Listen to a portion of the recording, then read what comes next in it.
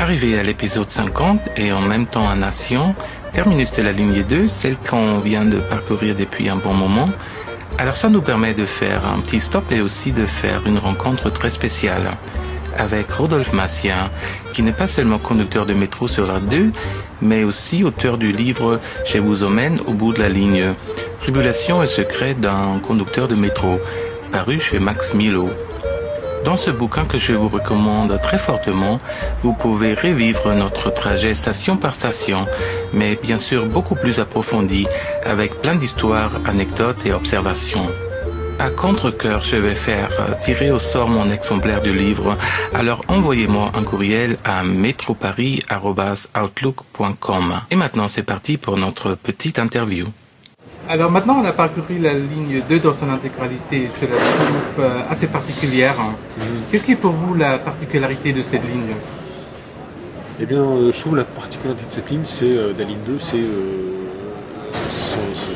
différents passagers suivant les quartiers que vous traversez, quoi. Donc vous commencez par exemple par la Porte Dauphine, qui est un quartier très riche, certainement des quartiers les plus riches de Paris. Donc vous avez une clientèle aisée, de voyageurs aisés. Et vous continuez, vous arrivez à la place de Clichy, où là vous avez une première démarcation, dans un quartier un petit peu plus populaire. Ensuite vous rentrez dans Barbès et entre place de Clichy à Barbès, vous rentrez Anvers, Pigalle et Blanche, qui sont là des quartiers populaires, mais aussi des quartiers de fête. Donc là où vous voyez évidemment le week-end, le soir, des gens qui vont faire la fête, qui sont bien habillés, qui sont gays, qui sont contents d'être là.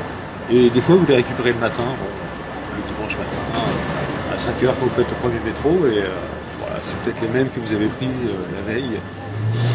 Et ensuite donc vous traversez des quartiers, on va dire, un peu plus populaires, Stalingrad, La Chapelle, Ménilmontant, Belleville, et vous arrivez à Père-Lachaise, où là vous avez une deuxième ligne de démarcation pour aller jusqu'à Nation, où c'est plus c'est des quartiers un petit peu plus chics, c'est pas exactement la Porte Dauphine, mais c'est un petit peu plus chic quand même.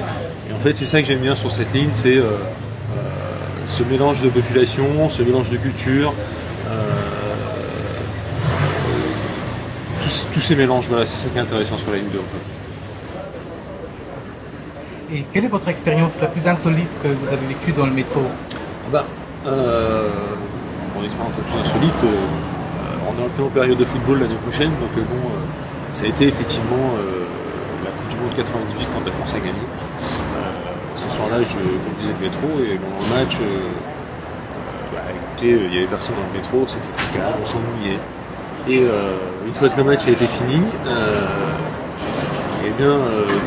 des grappes humaines se sont précipitées dans le métro. 5 minutes après, tout le monde voulait aller sur les Champs-Élysées, tout le monde était joyeux, tout le monde chantait, tout le monde dansait, tout le monde sautait.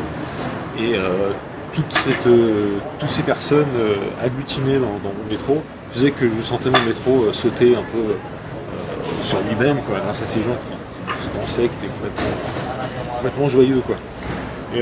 Et c'est ça que j'aime bien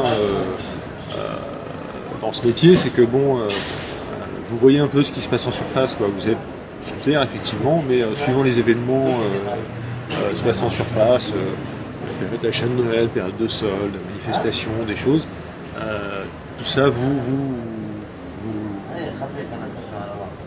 vous êtes au courant de ce qui se passe sur votre ligne en tout cas. Voilà. D'accord.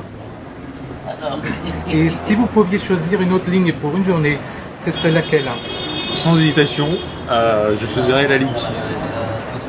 De préférence, une journée ensoleillée. Parce que là, il y a beaucoup de parties aériennes. Vous traversez les plus beaux quartiers de Paris, la Tour Eiffel. Voilà, et ça c'est vraiment pour une journée, moi la ligne 6 sans hésitation.